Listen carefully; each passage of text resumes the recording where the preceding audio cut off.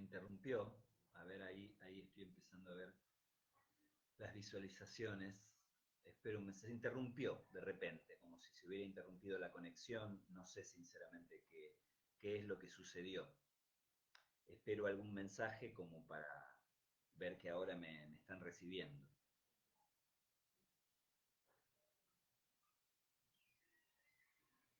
No sé tampoco en qué momento se interrumpió, compañeros. Eso tendría que revisar la publicación, pero me pareció más importante volver a conectarme enseguida. Bueno, ahí parece que se está recibiendo. Vieron que son cuestiones de la conexión, evidentemente. Yo acá estoy, creo que les conté en algún momento, que yo acá estoy al lado del router, o sea, se ve y se escucha bien, perfecto. Estoy al lado del router, o sea que en verdad no es un problema de conexión local, quiero decir, de acá, es un problema de la red, evidentemente. ¿No? Bueno, no sé dónde quedaron, no voy a retomar todo, habrá quedado en el otro video, volverá en otro momento, se perderá, no sé. La cuarentena también nos pone en esta situación, ¿no? De tener que aceptar perder algunas cosas. No tanto, pero algunas cosas. Yo les decía simplemente que en la página 280, ¿no?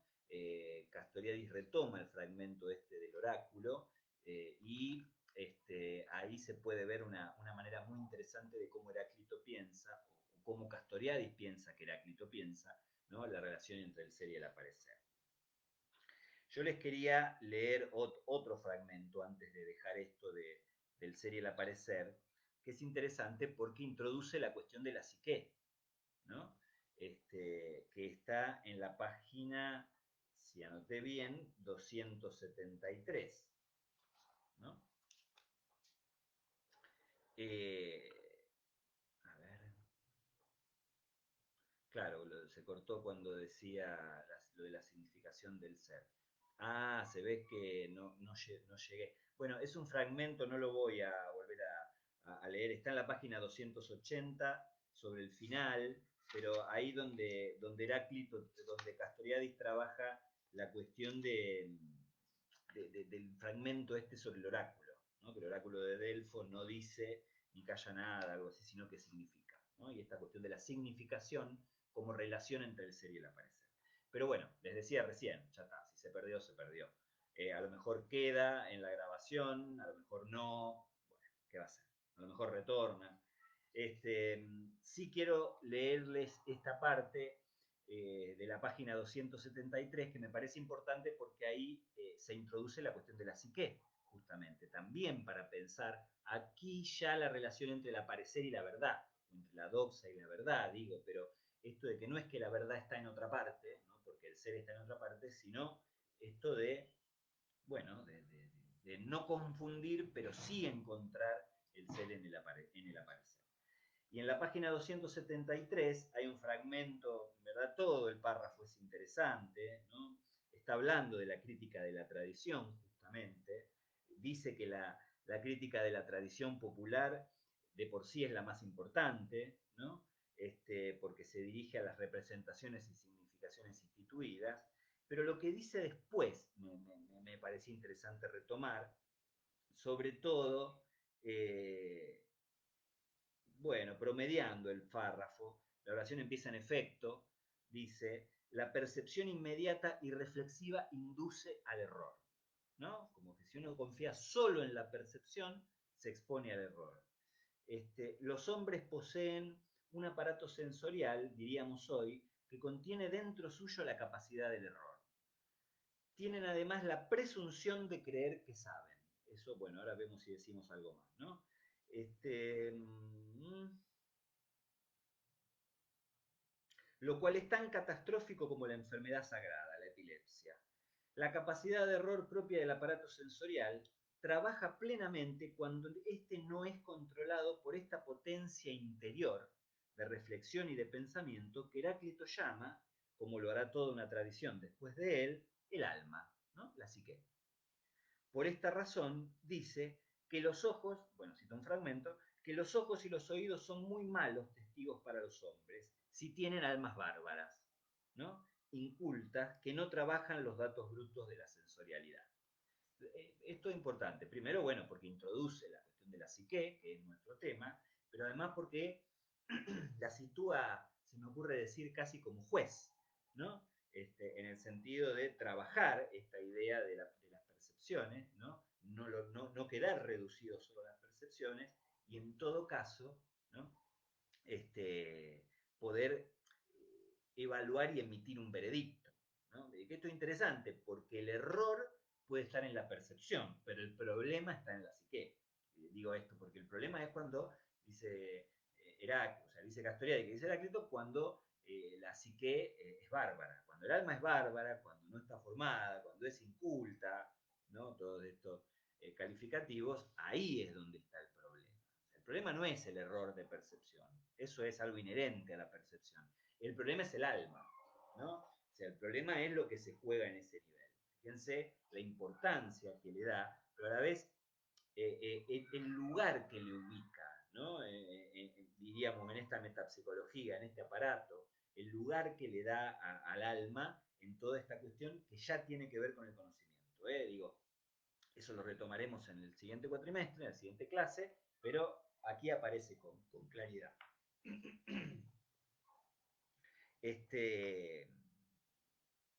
En la página 259, ahí vamos a encontrar, ¿digo bien? Sí, 259. Ahí vamos a encontrar, no, no es la 259. ¿Cuál es? ¿Dónde? Dios mío, ¿no? Yo no les puedo explicar lo que son estas notas. El logos es común, acá, es la... Bueno, no, tomé mal nota, era 259, pero está en la 260, no, está bien. Encontramos en Heráclito, dice que estoy acá, la primera afirmación en toda la historia conocida sobre la capacidad universal de todos los seres humanos, cualesquiera sean ellos y sin restricción alguna, para acceder a la verdad, ¿no? En efecto, todos participan del logos. Esta idea de que el logos es común es una idea profundamente política, profundamente democrática y, bueno, y en última instancia, profundamente heraclitiana, ¿no? A ver, yo marqué acá otro fragmento para leerles a propósito de esto. Ah, pero ¿por qué lo marqué? Porque la vez pasada, creo que fue la vez pasada, había habido una pregunta en relación al daimon, ¿no? A los demonios estos. Y no recuerdo la pregunta, pero cuando volví a ver esta cita me pareció importante, porque en verdad, nuevamente, de paso vamos abordando toda esta idea de la crítica a la tradición, ¿no? En la página 284, Heráclito está hablando, ¿no? De la crítica a la tradición, y sobre el final de la página dice, Heráclito opone la búsqueda a la tradición, ¿no? O sea, lo instituyente a lo instituido, la pregunta a las respuestas ya establecidas, ¿no? Hay que pensarlo así. Opone la búsqueda a la tradición, que establece de manera muy firme la necesidad de la ley para la comunidad política. El pueblo, dice Heráclito, debe luchar por la ley como por sus murallas, ¿no? Esa frase es impresionante. Impresionante además por la significación que tiene esta idea de la muralla, ¿no? La defensa, digo, lo que de alguna manera hace a la supervivencia de una ciudad, la muralla, frente a las invasiones enemigas, cuando se le interpone la muralla, la ley es tan importante como la muralla, dice Heráclito. Entonces, el pueblo debe luchar por la ley como por sus murallas, ¿no? Y que, al fin de cuentas, para él, el único daimon al que estamos sometidos es su propio ethos, nuestra disposición, actitud o manera de ser, ¿no? El ethos tiene que ver con eso, ¿no? Casi diríamos con la subjetividad, hoy por hoy, ¿no? O sea, con la cuestión de las maneras de ser. Entonces, fíjense, el único daimon es nuestro ethos, ¿no? Desde un alma bárbara, podríamos decir, a esta cuestión de la ibris, como veíamos en Antígona, ¿no? ¿Recuerdan esto de que el hombre se cree a sí mismo y tiene que autolimitarse? El único daimon es nuestro ethos, ¿no? Nuestra subjetividad, nuestra manera de ser, nuestra disposición y nuestra actitud, ¿no? Me parecía interesante. En verdad, esto está vinculado ya con lo de la crítica a la tradición, no sé por qué lo anoté en esta idea del logos es común, pero bueno, vale la cita. Había un par de cosas más, pero ya llevo bastante tiempo. Voy a leer solamente el fragmento de Parménides. ¿Por qué? Porque con Parménides lógicamente encontramos un salto y me parece interesante situar esa oposición antes de cerrar. Estoy buscando la cita. También es importante lo de la presunción de conocimiento en Heráclito, ¿eh? Esta idea de que uno puede creer que sabe, ¿no? Que tiene que ver con la idea engañosa del pensamiento propio. Si el logos es común, no hay pensamiento propio. El pensamiento es común, ¿no? Uno puede decir, nadie es totalmente original. Nadie piensa algo por sí mismo y por sí solo. Siempre, ¿no? Estamos en no sé, en una cultura, en un universo de discurso que hace que nos vaya influyendo. Entonces, la pretensión de originalidad no va de total, de completa originalidad, ¿no? No vale para Heráclito. Y al mismo tiempo, esta presunción de conocimiento, que Castoriadis profundiza un poco en la página 274, tiene que ver con esto. Si ustedes creen que ya conocen, ya no vale la pena trabajar o pensar, ¿no? Esto es interesante porque es esta idea lacaniana fundamentalmente, esta idea psicoanalítica de que no hay que entender. En el momento que uno entiende, cierra, ¿no? Y detiene la pregunta, detiene la interrogación, detiene el análisis de alguna manera, ¿no? Entonces, si uno cree que ya sabe, ya está, ¿no? Es muy poco en última instancia lo que uno puede llegar a saber. Pero estoy buscando el fragmento de Parménides, ya para ir cerrando. Por algún motivo no anoté la página y ahora estoy acá, en la página 296. Ahí introduce algo a Parménides. Vieron que no se detiene acá, por lo menos Castoriadis, mucho en Parménides. Dice algunas cuestiones, evidentemente Heráclito le interesa mucho más, y ahora vamos a ver por qué. Sin duda que lo que él intenta señalar tiene más que ver con lo que plantea Heráclito, ¿no? Pero es importante al final de la página 296 la manera en que presenta a Heráclito. Lo voy a leer. Dice, Parménides en efecto conoce a Heráclito, hace alusión a él, pero para criticarlo, bueno, está ejerciendo la crítica de la tradición, de alguna manera, y restablecer una separación absoluta sobre la cual, bueno, está la palabra en inglés, dice, sobre la cual no es posible tender puente alguno. Hay el ser, hay el no ser. Y entre ambos no hay comunicación alguna. Recuerdan lo de Parménides, ¿no? El ser es, el no ser no es. Además, el no ser ni siquiera puede y no debe ser dicho. No ser que para Parménides es más que el no ser. Comprende todo aquello que de una manera u otra haría participar lo que es de lo que no es. El movimiento, retengan esto del movimiento, la diferencia o la alteridad. Eso tendría que ver con el no ser. Tengan presente esto. La multiplicidad misma, todo esto no es y no puede ser. Vemos aquí hasta qué punto, a partir de este momento, la captación del ser se opera no bajo el signo de la presencia, como dice Heidegger, bueno, sigue con sus, sino bajo el de la determinidad. Solo es lo determinado, ¿no? Está esta idea de la determinación del ser, ¿no? Que uno la puede como entender más concretamente en Platón, ¿no? Pero esta idea de que el ser solo es lo determinado. Aquí interviene un poco la lógica conjuntista identitaria, ¿no? Pero ustedes fíjense, porque yo acá vuelvo a cosas que trabajábamos en las primeras clases cuando hablábamos de la dificultad, ¿no? Que teníamos para concebir lo histórico social, ¿no? O sea, pensar el ser al modo de Parménides, cuando habla de que no habilita el movimiento, la alteridad, la diferencia, lo que reduce es el tiempo.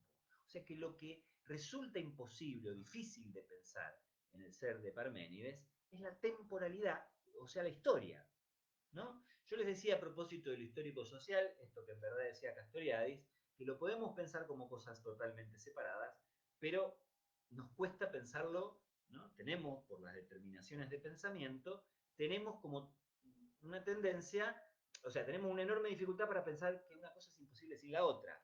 Esa tensión, y casi diría ni siquiera esa tensión, sino una unidad de lo histórico social, ¿no? Casi el ser en el sentido heraclitiano, ¿no? Entonces, ahí aparece toda esta idea de lo conjuntista identitario, ¿no? Que se puede rastrear concretamente en Parménides, y que Castoriadis no hace otra cosa más que criticar, ¿no? Porque así como lo histórico es imposible, según el ser de Parménides, ¿no? Que es lo que fundamentalmente determina nuestro modo de pensar, fundamentalmente. Lo vamos a entender mejor con Platón. Pero piensen en cosas como lo esencial es invisible a los ojos, ¿no? Bueno, cosas así. Me perdí. Ah, bueno, lo histórico, lo temporal, pero también esta idea de la imaginación queda como abolida a partir de lo que dice Parménides. La imaginación en el sentido castoridiano, ¿no? La potencia creadora, ¿no? De la subjetividad humana. Porque, según dice Castoriadis, o mejor dicho, según subraya Parménides, el no ser no es. Y la imaginación, esa capacidad creadora, es la posibilidad de darse a sí mismo lo que no es, lo que todavía no es, podríamos decir. Pero ahí es donde todo esto que plantea Castoriadis se plantea en una lógica, no sé si decir completamente la imaginaria, pero en una lógica completamente distinta a esta que busca instalar Parménides, ¿no? Bueno, no sé, lógicamente que habría bastantes más cosas, pero ya llevo bastante tiempo hablando, más allá de la interrupción, y en verdad lo que quiero hacer ahora es escucharlos a ustedes. Eh, Leerlos, mejor dicho. Me gustaría escucharlos, pero por lo pronto leerlos. Yo sigo investigando plataformas, a ver si existe una posibilidad. Pero fíjense que en este momento hay 63 visualizaciones. Si no sé qué plataforma nos permitiría trabajar más o menos tranquilamente con esa cantidad de gente. Entonces, por ahora les leo. Si hay preguntas, si hay cuestiones sobre esto, sobre otra cosa, las vemos, pero en particular me interesaría que me transmitan un poco sus impresiones sobre cómo viene siendo el trabajo hasta ahora, ¿no? Hacemos una interrupción, entonces ya terminamos la exposición, pasamos a esta otra cosa.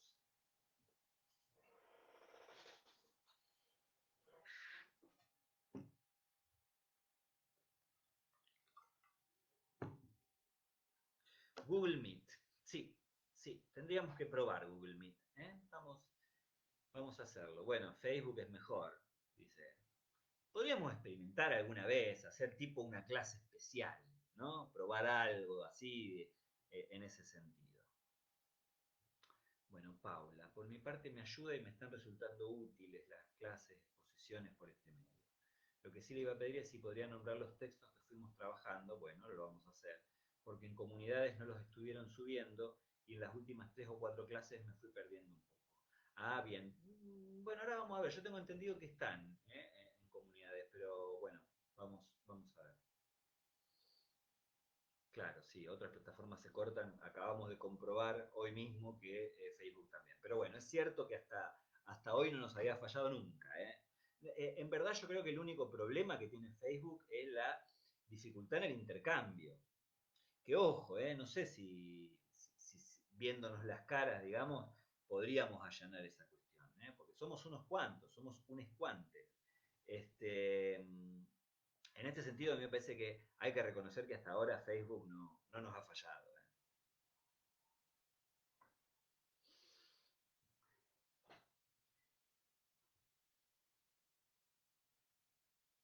En verdad, volviendo a la pregunta de Paula, me parece que lo mejor, porque yo también tendría que revisar la lista, lo mejor es que al finalizar lo que vamos a hacer es dejar por escrito la lista de los textos. Y si hay alguno que está complicado, vemos incluso si lo subimos acá. ¿eh?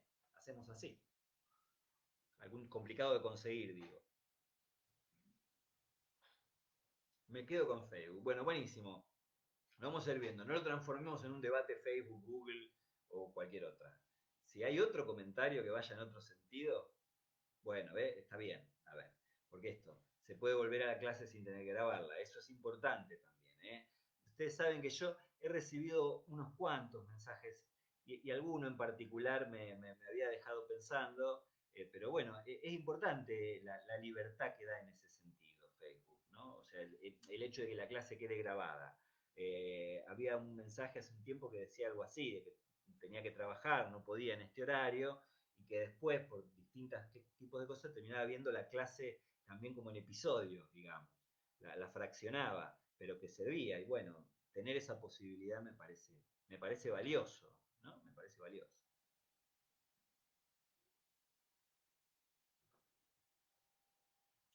A ver. mm, De última, hacer algunas clases de consulta por otra plataforma para interactuar un poco más. Claro, eso podemos considerar. Hacer la prueba de última, lo veremos.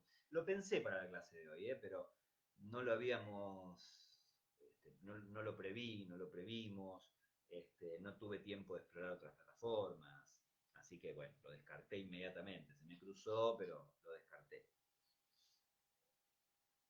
Pero sí, sí, podemos hacer. Por eso digo, no sé si mudar a una plataforma sí, pero sí hacer alguna especie de clase especial. Una cosa así.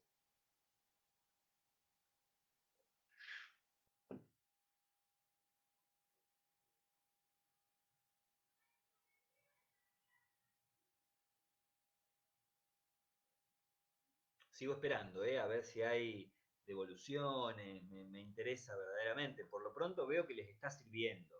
Eso de última es la idea, ¿no? Pero si hay otras cuestiones, me interesaría leer.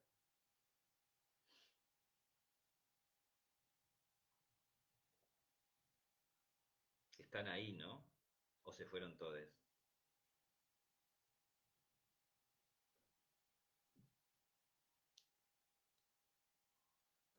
Bueno, dejé de recibir mensajes. Esperemos que esté todo bien y simplemente que nadie tiene nada para decir. Hablar solo, o sea, el fantasma de hablar solo es complicado, ¿eh? Es complicado. Aparte, hablando con muchos compañeros docentes, está muy presente esto de hablar sin el rostro del otro, y bueno, y suponer que ahí del otro lado, por alguna falla o lo que sea, no hay nadie, es angustiante, ¿eh? Tiene su sesgo de angustia. A mí también me es útil tener, aunque sea una exposición para bajar los contenidos, a veces cuesta estar al día, pero es como usted dijo, hay cosas que se pierden y hay que aceptarlo en esta situación. Totalmente, es una de las cuestiones más difíciles, aceptar que hay cosas que se pierden.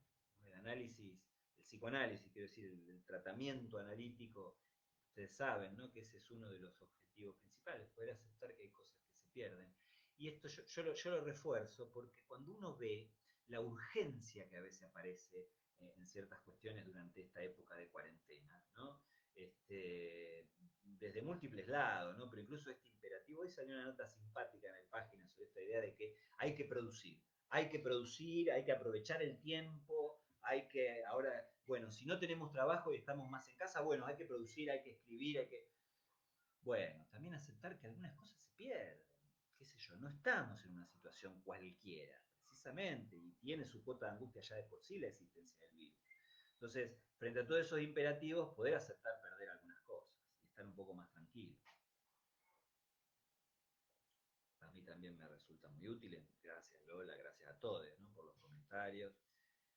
También me resultan muy útiles las clases, me ayudan mucho para terminar de comprender los textos. Bien, bien, bien. Yo les agradezco que me agradezcan, ¿no? Está bien, me hace bien, ¿eh? Créanme, es reconfortante saber que sirve. Este, es reconfortante. Podríamos dar un espacio de consulta, a la consulta tal vez se une menos gente y también permite interacción más directa. Sí, la idea es que esto es una instancia de consulta también, ¿eh? O sea, las clases, la otra vez es acompañamiento pedagógico, ¿no? Está bien, no está mal llamarlo así, es un acompañamiento. Profesor consulto, ¿es recomendable hacer cuadros comparativos? Me refiero no solo a los autores siguiendo las guías que los facilitan, sino también con los filósofos nombrados por Castoriadis. Por ejemplo, para no confundir las opiniones de cada uno. Espero ser clara. A mí no me gustan los cuadros sinópticos. ¿Qué quieren que les diga? Al mismo tiempo no dudo que pueda servir, pero hay que tener mucho cuidado. Hay que tener mucho cuidado. El mismo cuidado que hay que tener con los resúmenes, pero más, ¿no? Porque hablando de pérdidas, acá hay una a la que hay que atender. Cada vez se va perdiendo más y uno se queda con... ¿no? Cuando del texto se pasa al resumen se pierde algo, cuando del resumen se pasa al cuadro se pierde más todavía, o cuando del texto se pasa al cuadro, o sea, implica una pérdida mayor. Y eso a veces es un problema porque queda como una imagen, ¿no? Como si uno tuviera una foto y siempre el problema es dar cuenta de esa foto, ¿no? Yo siempre me acuerdo de lo que decía Lacan, las cosas en el pizarrón quedan como un poco chatas, ¿no? Cuando uno las esquematiza ahí. Puede servir, a mí no me gustan. En los parciales suelo, esto lo digo, ¿no? En los parciales, cuando me encuentro con cuadros sinópticos, considero mal respondida la consigna. Pero bueno, ahí se suma otro elemento más. No es solo lo que me parece el cuadro sinóptico, sino que además uno entiende que en un parcial, que además es un parcial escrito, el trabajo de exponer, de armar la oración, de desarrollar, es parte de lo que se evalúa. Y si yo me encuentro un cuadro donde me ponen los nombres de los filósofos, flechitas y abajo 3 o 4 líneas, no, eso no es responder una consigna. Entonces yo tendría cuidado, insisto, puede servir, qué sé yo, como vos decís, a lo mejor si uno, porque también lo visual tiene eso, ¿no? Permite distinguir con más facilidad. Si uno pone un filósofo acá, otro acá, y tiene como las columnas separadas, puede facilitar la comprensión. Puede servir, por eso yo tampoco voy a decir no lo hagan, que no serviría de nada igual, pero tengan mucho cuidado, yo diría, hay que tener mucho cuidado con eso. Para esta materia o para cualquier otra. Facebook es lo mejor. A mí esta forma es la única que me sirve para entender. Además usted le pone lo mejor, profe, como se dijo por ahí. Podemos volver y volver a escuchar la clase. Gracias, gracias. Me gustó lo de le pone lo mejor. Bueno, profe, ¿puede explicar un poco el concepto de dimensión identitario conjuntista, claro, lógica conjuntista identitaria y también lo determinado e indeterminado con respecto al ser y el aparecer? Ahora vuelvo sobre eso. Valentina, dame un segundo y ahora digo algo sobre esa cuestión. A mí me sirven los vivos, a mí en este horario se me complica, porque el teléfono lo usa mi hijo. Ay, sí, yo tengo una expropiación de teléfonos permanente con mis nenes. Sí, sí, sí, sí. Te entiendo, Mariel. El teléfono lo usa mi hijo en su clase con el mío, no puedo acceder a Google Meet ni a ninguna otra, para eso me lo presta él. Ay, se interrumpió, acá a lo mejor sigue, pero me lo presta él. Ahí está, claro. Sí, no, yo sé que llego acá y mi teléfono lo tengo que entregar así, casi como si fuera una requisa, ¿me entiendes? Yo trabajando en otro lado, no hay problema. Llego acá y a ver el teléfono. Y es así. No para clases, ¿eh? En general para YouTube y todo eso. Todo un tema porque estamos perdiendo como en la guerra la batalla contra las pantallas. ¿Sí? Bueno, uno hace lo que puede. Le pone, le pone lo mejor, como decía ahí. Me resultan muy útiles, mejor trabajar por acá. Me refiero a la utilización de conceptos que generan luego en un examen un desarrollo en base a la lectura. No hablo de hacer un gráfico sin fundamentación en un parcial. No, ya sé, Elizabeth. No estaba comparando. Eh, pero sí, digo esto de hacer los cuadros. El tema del cuadro, más allá de la comparación que hice con el parcial, lo sostengo. ¿Eh? Puede servir como